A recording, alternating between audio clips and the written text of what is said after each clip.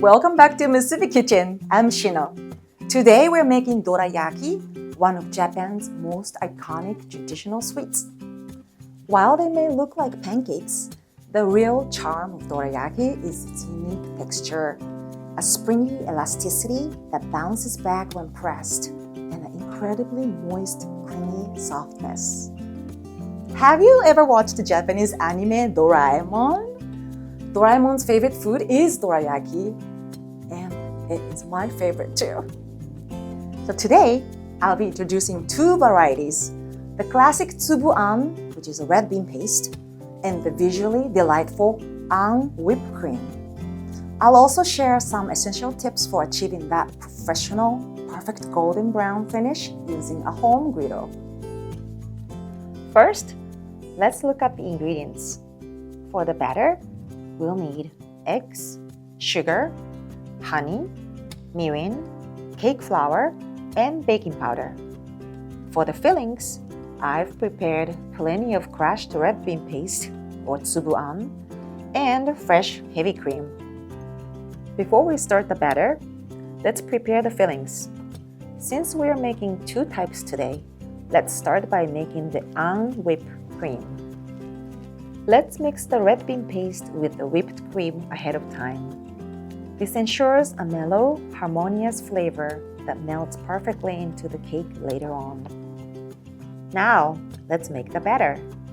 In a bowl, combine the eggs, sugar, honey, and our secret ingredient, mirin. The mirin is a key. It creates that deep golden color and contributes to the moist texture. Once the dry ingredients are mixed in, we reach the most important step, letting the batter rest in the refrigerator for about 30 minutes. This allows the moisture to fully penetrate the flour, resulting in a fine, delicate crumb. Set your griddle to 160 Celsius or 320 Fahrenheit. The secret to a perfectly even color is to apply a thin layer of oil and then wipe it off completely with a paper towel.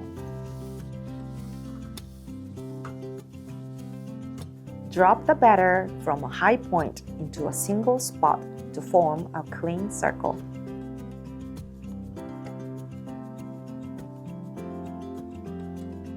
Cover with a lid.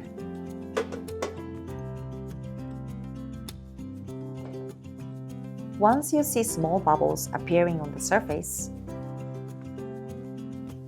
there it is, a perfect golden brown.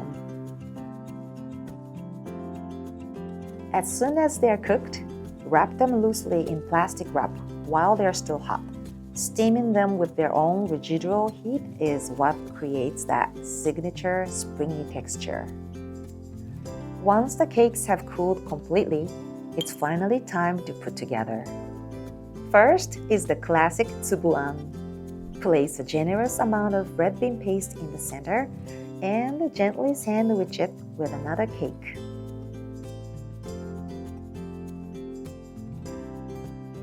Next is the whip, combined with fluffy whipping cream. It's a delightful fusion of Japanese and Western flavors with a light finish.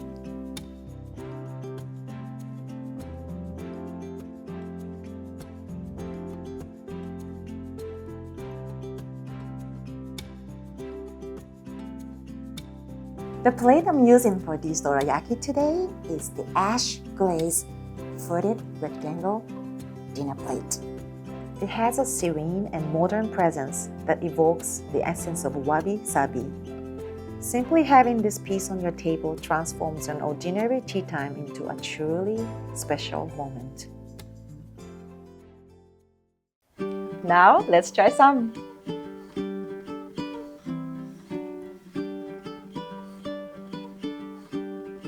The cake is amazingly moist and melts gently in the mouth.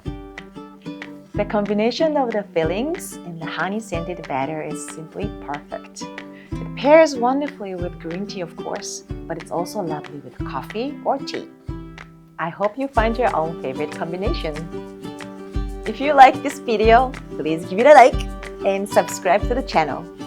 I'll see you in the next video. Bye!